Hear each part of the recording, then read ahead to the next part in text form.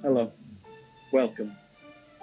The point of this series is to go through the classics, to read them as they should be read, and to enjoy the content of these masterpieces as they were written. By masterpieces, of course, you mean the most awful, slutty, ridiculous literotica we could get our hands on. Please keep in mind that the series is meant for people who are 18 years or older.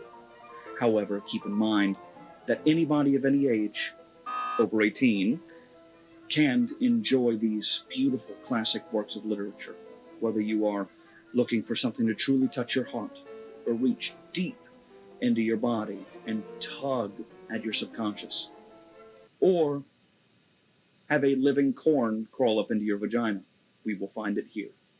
So today we have a real special treat for you.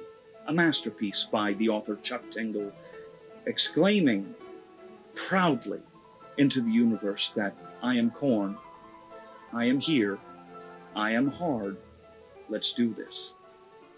So, without further ado, welcome to MasterSleaze Theater, and welcome to today's episode on the novel Creamed in the Butt by My Handsome Living Corn by Chuck Tingle.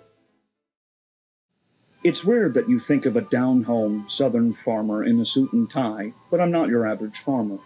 Of course, there's nothing wrong with working the fields in a dirty old t-shirt and straw hat, wiping the sweat from your brow as you till the brown soil. I can honestly say that I put in more than enough hours doing just that. When I was younger, all that I really needed to worry about was rotating the crops and following the weather patterns. But these days it seems like every political issue under the sun has worked its way into the process of growing food. This particular weekend's activity: crop lobbying. While there was once a time that the veggies I planted were based on whatever I felt like growing, many large-scale farmers like me are currently being accosted by varying companies who want their seeds sown. I'll be the first to admit, getting wined and dined like this is quite the treat for a humble guy like me, and I've honestly started to really enjoy these conferences. It's just hard to look back and recognize that this is what the life of a farmer has become. I don't think I'll ever truly feel comfortable with my shirt unbuttoned all the way to the top, and this tie wrapped around me like a noose. "Excuse me," comes the deep, soulful voice, suddenly breaking my concentration. I look up, my reminiscence of the good old days dissipating quickly as it's replaced by the smiling face of a large cob of corn. "I think I'm over here," the striking corn says, pointing to the airplane seat next to mine. I could stand up and let him through, making the whole boarding process as quick and efficient as possible. But instead, I just sit there and stare at him, completely taken aback by the vegetable's shockingly good looks. "Are you all right?" the corn asks, snapping me out of it for a second time.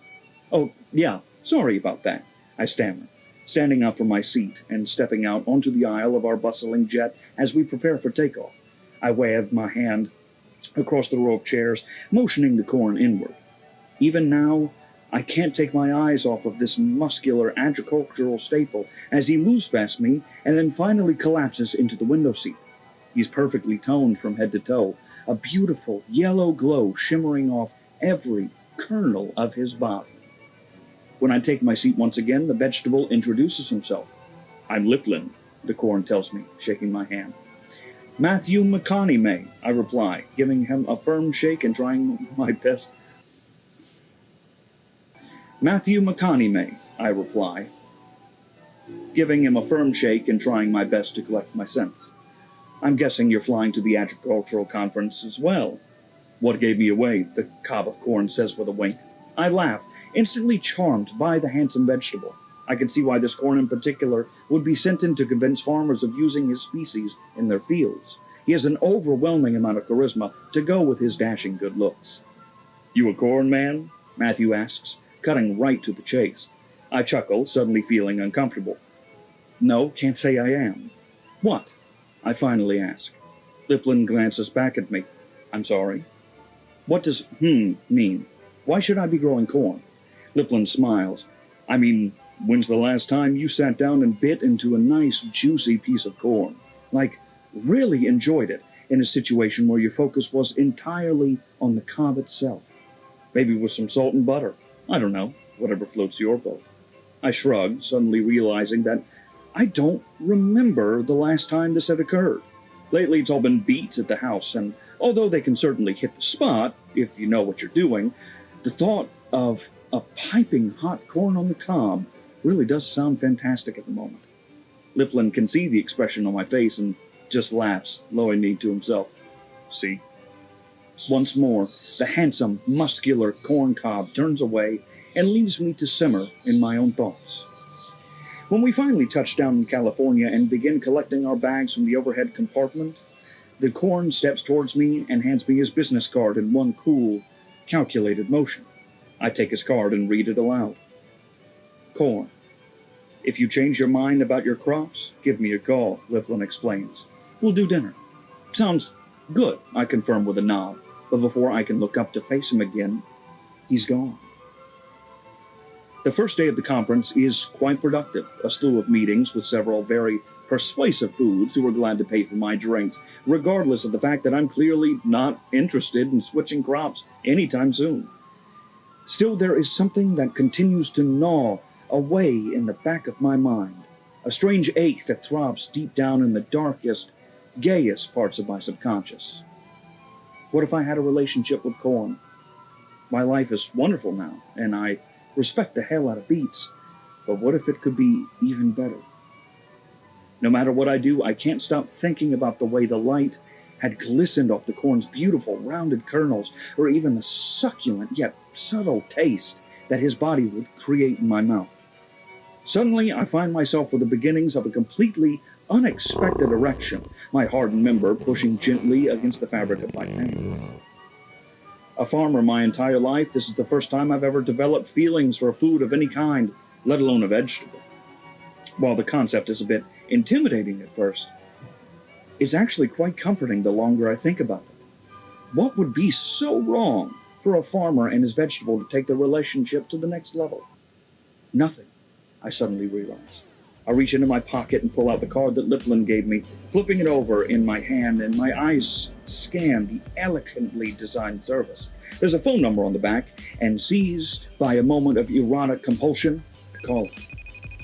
Hello, comes the deep voice of the handsome veggie. Is this Liplin, the corn? I question. Speaking. I met you on the plane, I finally stammer. Liplin takes his time with this information, completely chilled as he gives his space in our conversation weight. Matthew, right?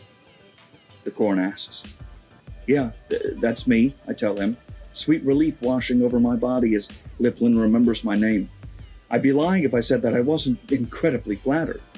You thinking about switching the corn? The food asks. I don't know, I sigh.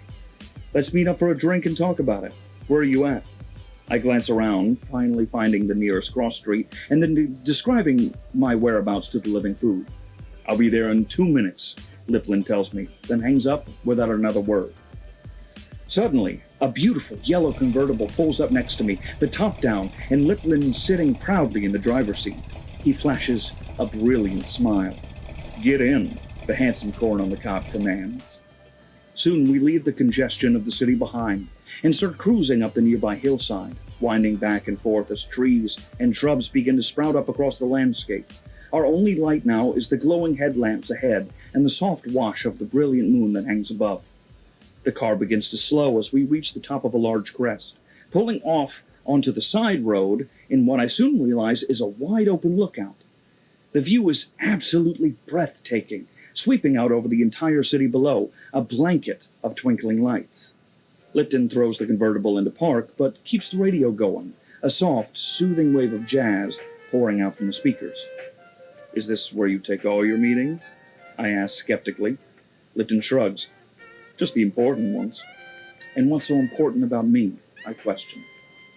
Now, the trap has been sprung, and it becomes achingly clear that this whole thing is much more about business than pleasure. I think you should take me home, I finally sigh, gazing straight forward through the windshield. Lipton is silent, and I can't help glancing over to see the look of disappointment and heartbreak sweep over his face. I'm sorry, I tell him. This was a bad idea. The corn starts his car and throws it in reverse, but before he can pull out, I reach over and put my hand on his as it rests over the gear shift. The two of us freeze, not quite sure what to do with ourselves. Wait, I finally say, causing the veggie to turn off the car once again. Ladies and gentlemen, as a disclaimer, this is the moment in the novel where the true beauty starts to break out. By true beauty, I mean hot corn on gay man action.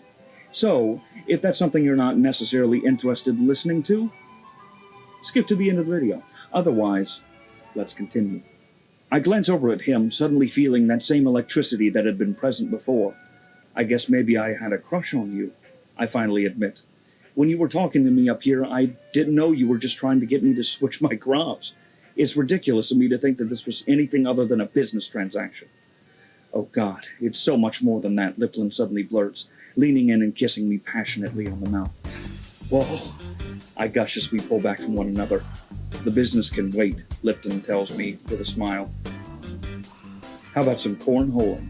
I ask mischievously. Without hesitation, I turn and push the giant corn back onto the grass behind us, noticing now that an absolutely massive yellow erection has started to sprout out from his ripped body. It grows larger and larger as I begin to passionately kiss my way down his kerneled chest. I want you to pound me, I tell him, climbing up onto the vegetable as he lies sprawled on the grass. I'm facing Liplin as I grab a hold of his wet, slobbery dick, pacing it at the entrance of my and then carefully lowering myself onto his giant rod. Cornholed at last, Liplin shouts gleefully as his impales me.